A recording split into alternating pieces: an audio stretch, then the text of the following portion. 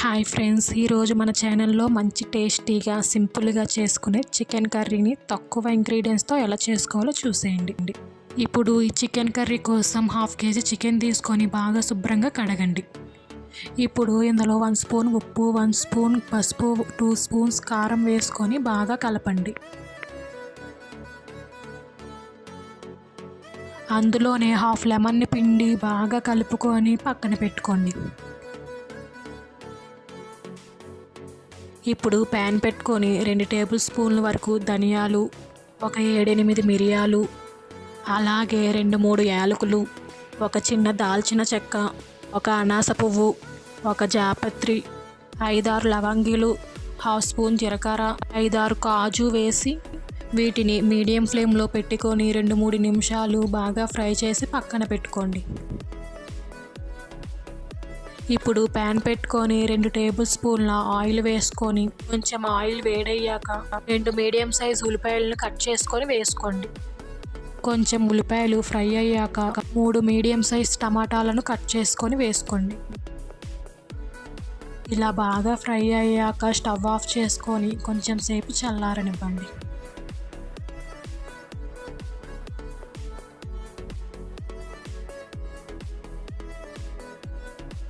ఇప్పుడు మనం ముందుగా ఫ్రై చేసుకున్న మసాలాలను తీసుకొని ఇలా మెత్తగా గ్రైండ్ చేయండి.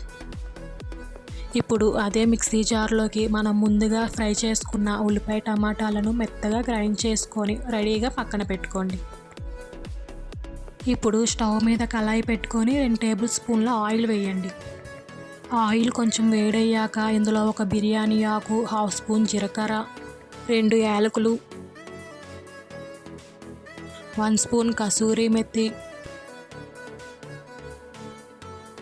కొంచెం కొత్తిమీర, 2-3 పచ్చిమిర్చి వేసుకొని బాగా ఫ్రై అయ్యాక అందులోనే మనం ముందుగా కలిపి పెట్టుకున్న చికెన్ని వేసుకొని బాగా కలపండి. ఈ కర్రీ గారెల్లోకి, చపాతీలోకి లేక పుల్కాలోకి, అన్నంలోకి వేసుకొని కలుపుకొని తినడానికి చాలా బాగుంటుంది.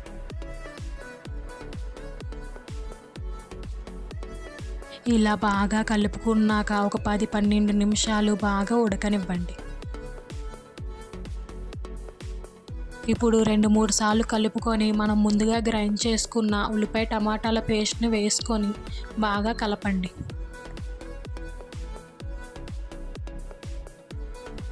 ఈ పేస్ట్ కూరలో ఎంత బాగా ఫ్రై చేసుకుంటే కర్రీ టేస్ట్ అంత బాగుంటుంది.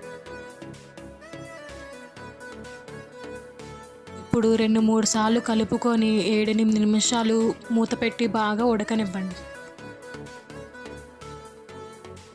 ఇప్పుడు ఇది కొంచెం ఫ్రై అయ్యాక మనం ముందుగా గ్రైండ్ చేసుకున్న మసాలా పొడిని వేసుకొని కొంచెం సేపు బాగా కలపండి.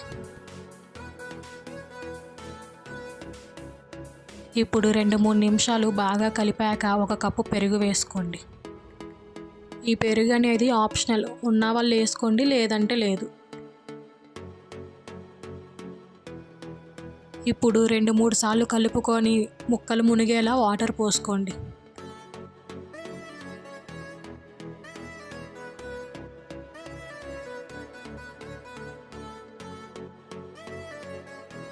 ఇప్పుడు మూత పెట్టుకొని 10 నిమిషాల దాకా ఉడకనివ్వండి.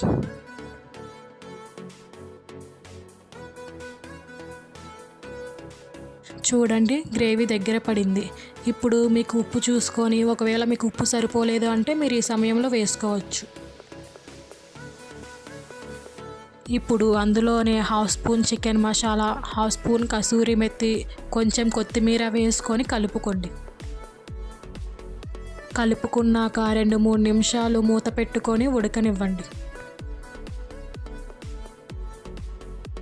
చూడండి, మనం చికెన్ కర్రీ రెడీ అయిపోయింది.